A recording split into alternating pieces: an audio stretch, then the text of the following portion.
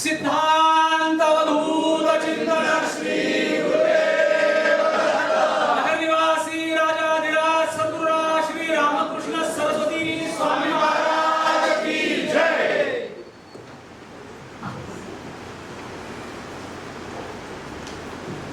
परमपूज्य सद्गुरूंच्या चरणी नमन करून या कार्यासाठी आपल्या सर्वांच्या वतीने प्रार्थना केली आहे। पहिला नमस्कार त्यांना, दुसरा नमस्कार तुम्हा सर्वांना, तुमच्यामध्ये असलेल्या ईश्वरी साक्षीला, तुमच्यामध्ये असलेल्या सद्गुरूंना। आणि आता हा नमस्कार करण्यामध्ये तुमच्यातलं आत्मतत्व, सद्गुरु तत्व जाणून नमस्कार हा तर एक आहे, पण दुसरा नमस्कार व्यावहारिक आहे। मुंबई सारख्या ठिकाणी राहत असताना आणि प्रचंड बिझी शेड्यूल असताना आणि सगळ्यात महत्वाचा हा काय की दिवसभराचं शिबिर आहे। दिवसभराचं सेवा आपल्याला मान्य आहे, दिवसभर सेवा करतो आपण, आपल्याला सवय आहे सेवेची, पण दिवसभर काय आहे आणि हा धसका न घेता तुम्ही इथं आलात। दिवसभर काय बोलणार कोण आणि काय ऐकणार आपण, बसणार कसे, हा दुसरा तिसरा नमस्कार व्यावहारिक नमस्कार त्याच्यासाठी तुम्हाला केलं। पटतंय का? हे आपण संवादात्मक पुढे जाणार आहे बरं आजच्या दिवसामध्ये।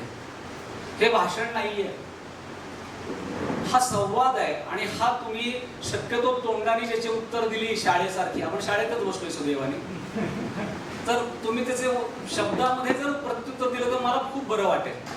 अन्यथा तुमचे चेहरे बोलतायत माझ्याशी, मला गरज नाही शब्दांची, हा शब्दविना संवाद आहे।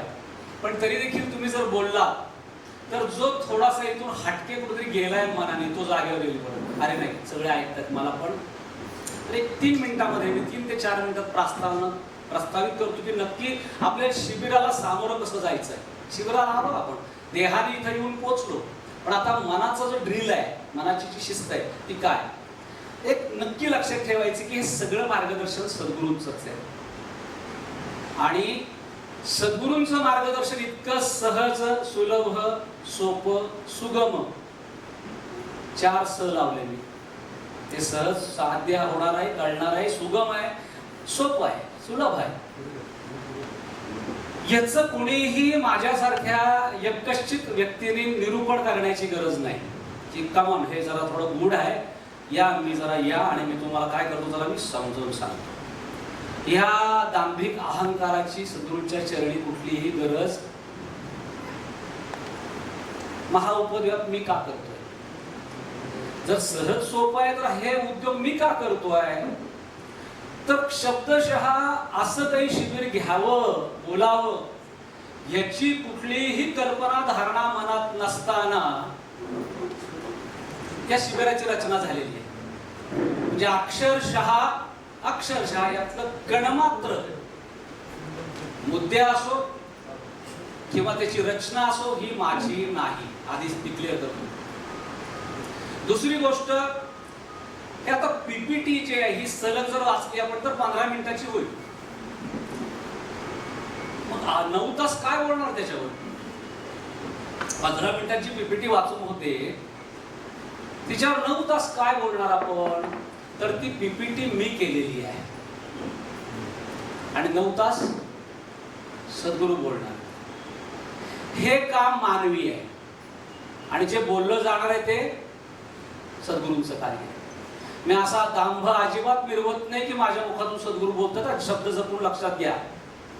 आणि मी अतिशय स्पष्ट वक्तव्य, तुमची अधिक क्षमा मागतो, मी ग्रामीण भागातला माणूस आहे, मला सभेचे नियम काही माहीत नाहीत, मला लँग्वेज वगैरे चांगली काही नाही, मी थोडासा गावठी माणूस आहे, त्यामुळे एखादा माझा शब्द तिरका गेला, कडू गेला तर मला आधीच तुमची क्षमा मागतो मी सगळ्यांची।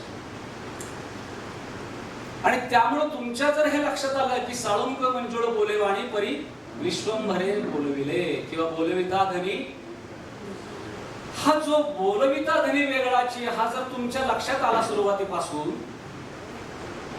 तर तुमचा बराचसा वेळ वाचणार आहे। कारण आता तुम्ही स्केप्टिकली बसला इथे येऊन, काय काढलं ते सत्संगाने, शिबिर कसलं, असं आपण तर काय ऐकलेलं नाही, आम्ही 40 वर्ष झाली जातो, आम्ही असं काय ऐकलं नाही आपण, काय कोण जोगळेकर, हा ते जोगळेकर, हा ते सारखं ओरडत असतात मध्ये असं भोजन, ते का काय गाणी बिणी म्हणतात ते, अच्छा ते काय बोलणार 8-9 तास.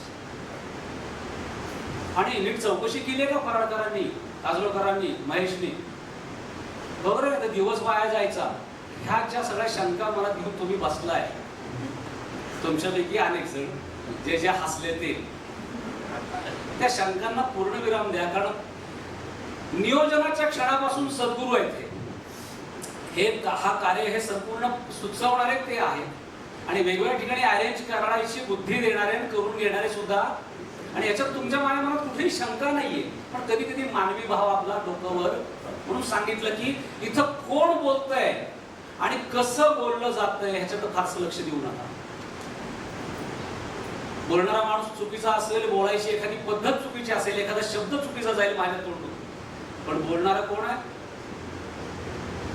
आणि ती अथॉरिटी मी घेत नाहीये किंवा मी असं सांगत नाहीये माझ्या मुखातून सद्गुरू बोलतायत, पण माझी धारणा तशी आहे, तुमच्यापर्यंत ती पोहोचली तर मला आनंद वाटेल. शिवाय सगळे पूर्वग्रह दूर ठेवा.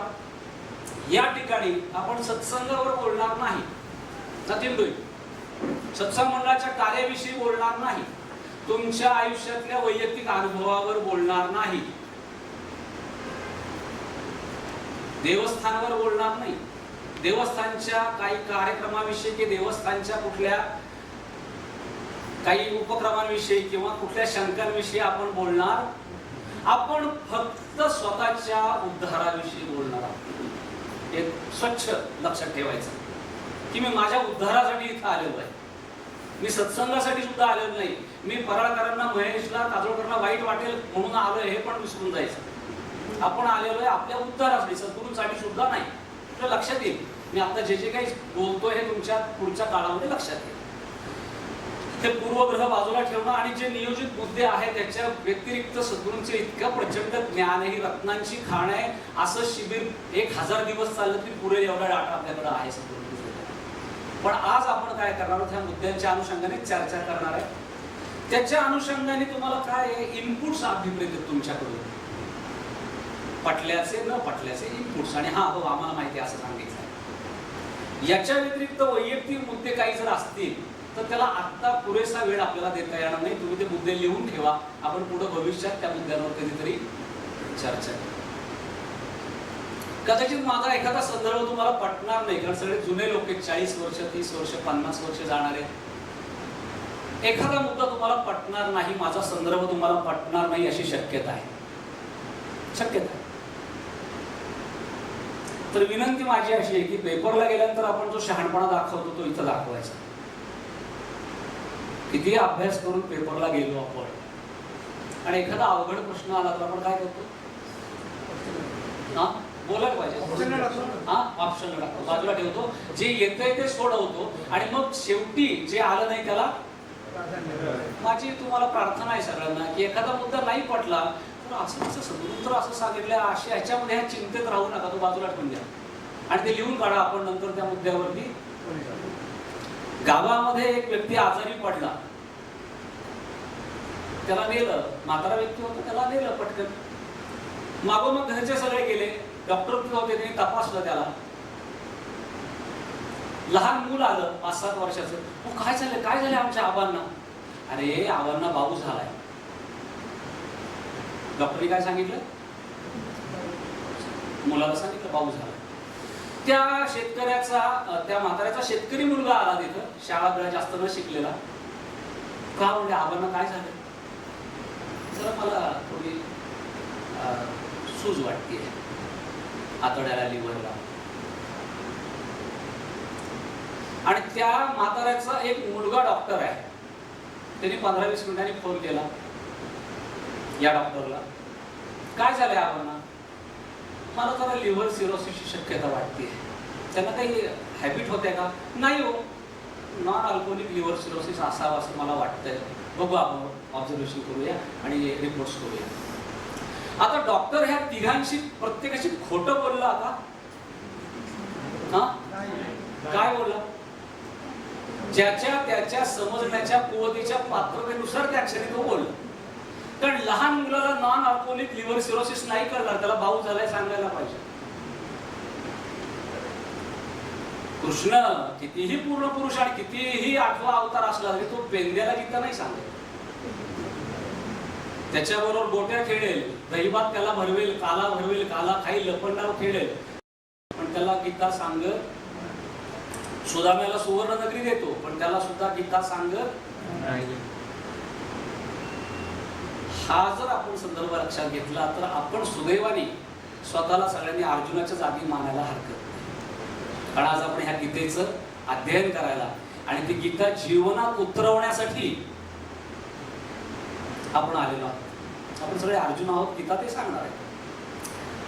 म्हणून एखादा संदर्भ नाही आपटला तर तो बाजूला ठेवा, त्याच्यात वेळ वाया घालून चिंतन करू नका.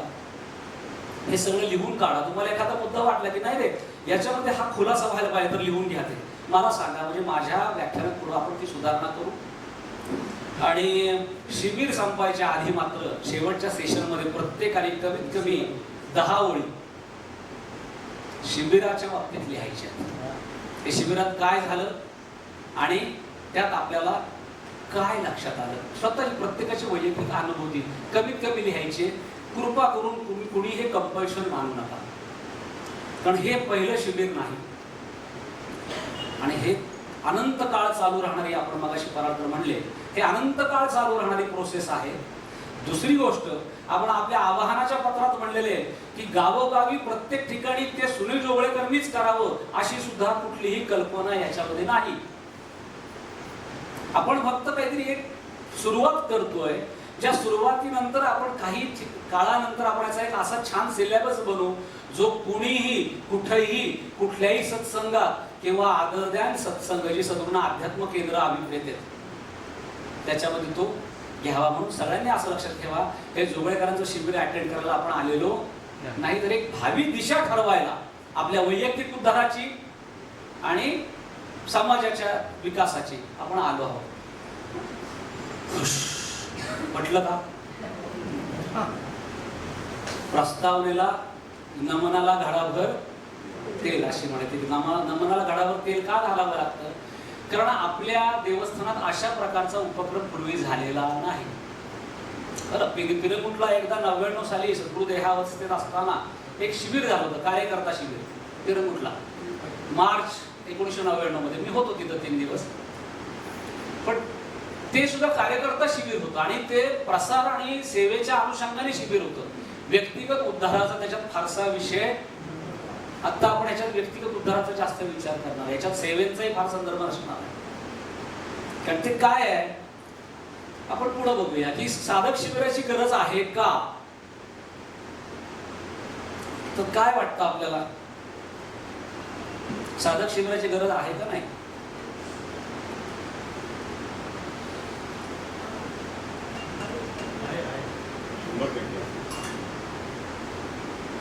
त्याचं कारण काय माहितीये का? प्रधान आणि गौण हे विषय आपल्याला परत चिंतन करायला पाहिजे. महत्वाचं काय आणि गौण काय? बऱ्याच वेळा गौण बाबींना जास्त महत्व दिलं जातं, प्रधान महत्वाच्या गोष्टी बाजूला पडतात. आपल्याला असं वाटतं की आपले सद्गुरू फार श्रेष्ठ आहेत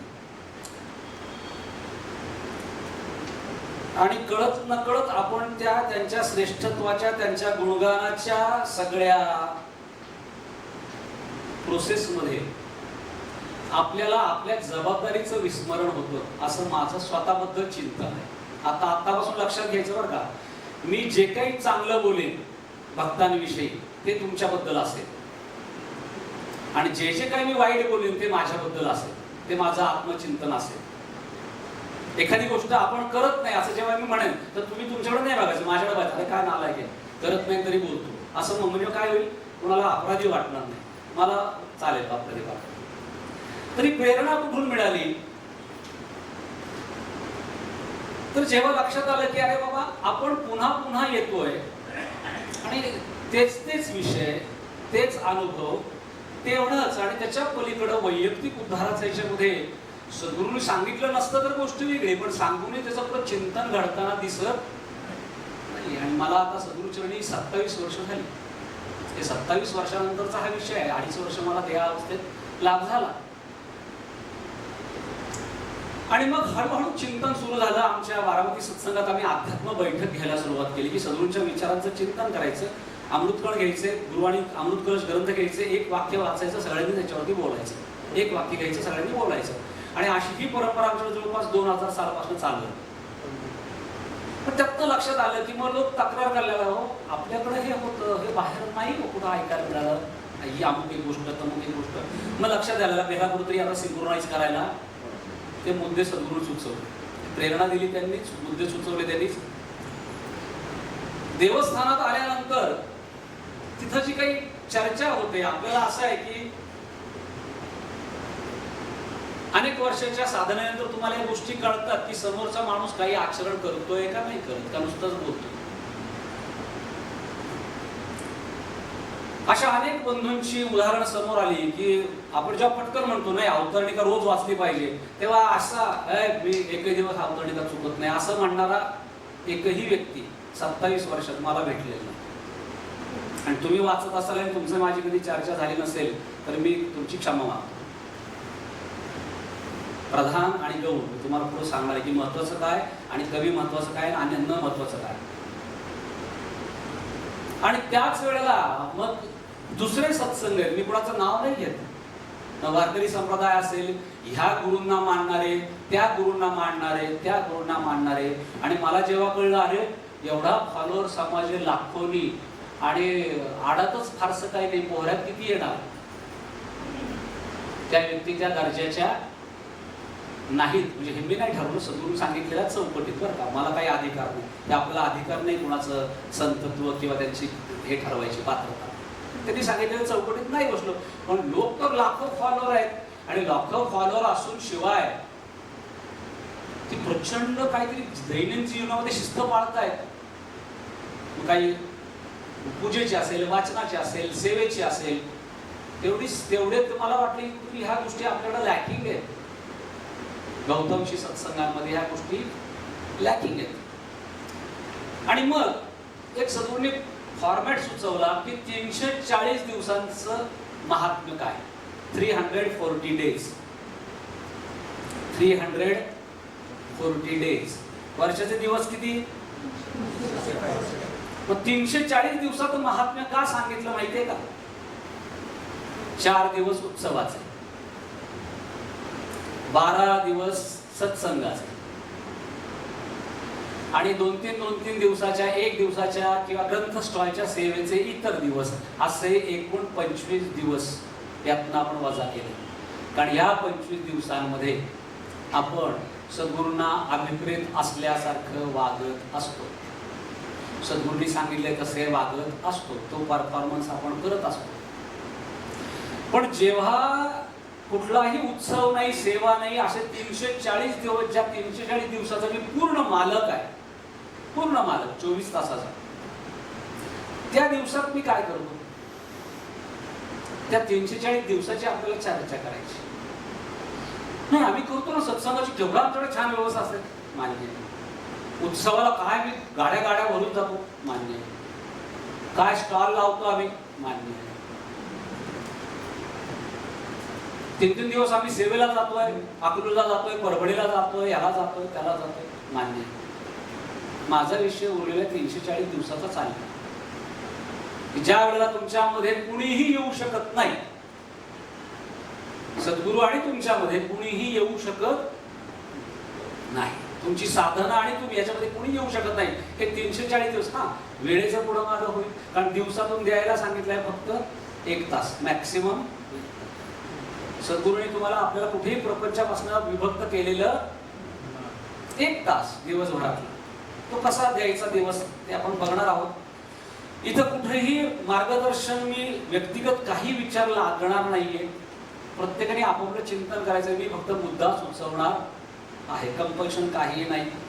शिवाय गंमत अशी की आपल्याला हे का कळलं पाहिजे. हा आता मी महत्वाच्या मुद्द्याकडे आलोय की आपल्याला हे जास्तीत जास्त चांगलं का कळलं पाहिजे सद्गुरूंचं मार्गदर्शन. त्या अर्थाने त्याचं कारण आहे की सद्गुरूंनी आपल्याला घरोघरी जायची सेवा दिलेली आहे. घरोघरी जा ही इतर मार्गात फार कमी आहे, अदर दॅन स्वाध्याय परिमा. घरोघरी जा, याचा खरा प्राईम बेनिफिट आहे स्वतःचा अहंकार. पण आपण जेव्हा घरी जातो तेव्हा जर आपला पूर्ण अभ्यास नसेल जो आज दिवसभर होणार आहे, तर आपल्यालाच गडबडल्यासारखं. आपण जर आचरण पाळू शकत नसू तर समोरच्याला तितक्या धाडसाने बोलू शकत नाही. आणि आपण करत असू तर बोलण्यामध्ये जो अधिकार येतो त्या अधिकाराची गंमत वेगळी आहे. ते आम्ही अनुभवतोय आता. आम्हालाही न जमलेल्या शेकडो गोष्टी अजून, पण ज्या जमल्या त्याच्यामुळं कधी तुम्हाला थोडासा जो काही माझा तीव्र स्वर वाटेल दिवसभरात, कदाचित त्याला आपण मराठीत आगाऊपणा म्हणतो, असा स्वर वाटेल तर क्षमा करा, पण तो आगाऊपणा सद्गुरूंनी सांगितलेलं आचरण करण्यातनं आलेला आगाऊपणा आहे. की तो अभिमान आहे की नाही आपल्या हातनं होतोय, आणि मग आपोआप त्या बोलण्यामध्ये काय येतो, जोर येतो. असं आहे. आता सूत्रसंचालक मी आहे, पण चर्चा आपण सगळ्यांनी करायची आहे. सगळ्यांनी सूत्रसंचालन करायचं आहे. सगळ्यांनी चर्चा करून झालं. मगाचे मुद्दे मी सांगितले. हे प्रवचन नाही किंवा माझी अनुभूती तुमच्यावर लादायची नाही, फक्त मी प्रोव्होक करणार आहे, थॉट प्रोव्होक करणार आहे. कदाचित तुमची उत्तरं वेगळी असतील, तुमचं चिंतन वेगळं असेल, नॉट नेसेसरी सगळ्यांचं एकत्र आहे. आणि मग सगळ्यांचं चिंतन एकत्र करून आपल्या कुठेतरी एकत्र सिनॉप्सिस घेऊन पुढे जायचं. शक्य होईल तिथं आपण संदर्भ देऊ. आता हाच विषय आपण घेतला की इतर मार्गात घरोघरी जात नाहीत लोक, आपण जातो आणि मग तिथं गेल्यानंतर आपल्यालाच गडबडल्यासारखं होतं. आपल्यालाच गडबडल्यासारखं होतं की पण शेजारचा बोलतो आणि तुमच्या चेहऱ्यावर प्रश्नचिन्ह असतं, कारण शेजारच्याने ते वाचलेलं असतं आणि आपण वाचलेलं, आणि तुम्हीच तिथं असे उत्तरपत्रिका पोरी ठेवून बसलेले असतात चेहऱ्यावर. असं होतं कधी कधी. आणि मग आपण जर दारोदारी जाणार असू तर आपल्याला प्रत्येक गोष्टीचा संदर्भ माहीत हवा का नको. सर्व भक्त एकसारखे नाही, मगाशी आपण चर्चा केली, पण आपण ज्या इयत्तेत आहोत त्या इयत्तेतलं तरी आपल्याला सगळं साध्य असायला हवं का नको. शाळा एकच आहे, ही शाळा आहे. आणि या शाळेतले कुणी पहिलीतले आहेत, कुणी दहावीतले आहेत. सगळेजण माझी शाळा म्हणतात. सगळेजण काही दहावीत नाहीत, सगळेजण काही पहिलीत. तर पहिल्या सत्रामध्ये आपण जे बोलणार आहे ते फार अलौकिक आहे. म्हणजे आपल्याला काय लाभलंय हेच जर आपल्याला कळलं नसेल पूर्ण अर्थाने, तर आपल्याला खरोखर खूप चिंतन करायची गरज आहे. कळलंय प्रत्येकाला आपापल्या इयत्तेतलं कळलंय. आणि आज आपल्याला सद्गुरूचे समजून घ्यायचे ते ग्रॅज्युएशनच्या लेवलचे किंवा पोस्ट ग्रॅज्युएशनच्या लेवलचे सद्गुरू समजून घ्यायचे आज पहिल्या सत्रात, पहिल्या अर्ध्या तासात मॅक्सिमम, की जेणेकरून आपल्याला हे लक्षात येईल की आपल्याला हे करणं का गरजेचं आहे. पूर्ण फार दुर्मिळ लाभलेलं आहे आणि त्याचे फार वाईट संदर्भ समजून दिलेत बरं का. इतकं वाईट संदर्भ दिलेत की आपण अक्षरशः दाबळा तोंडात मारून घ्यायला हरकत नाही. तुमचं भाग्य उद्याला आलंय का माझं पाप फळाला आलंय माहित नाही, इथपर्यंत सद्गुरू शब्द वापरले. स्वतःला आपण काही फार शहाणं समजायची गरज.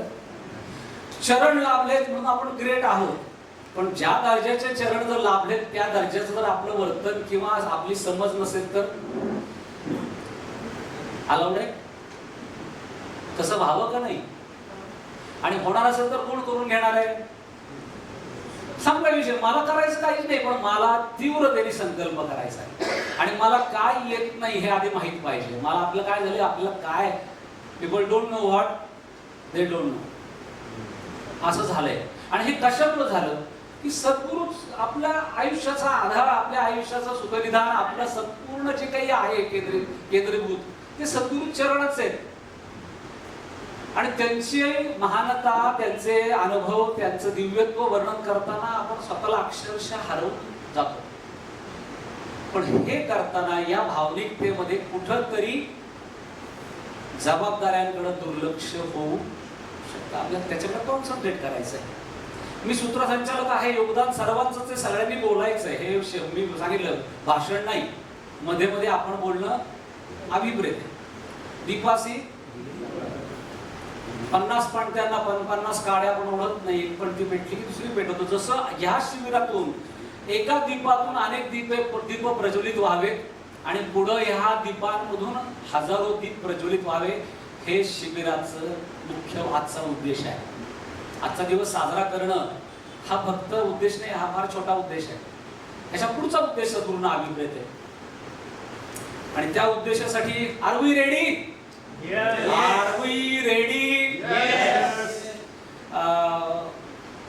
तरुण मुलांचा मला आवाज अभिप्रेत आहे, तोच आवाज येत नाही.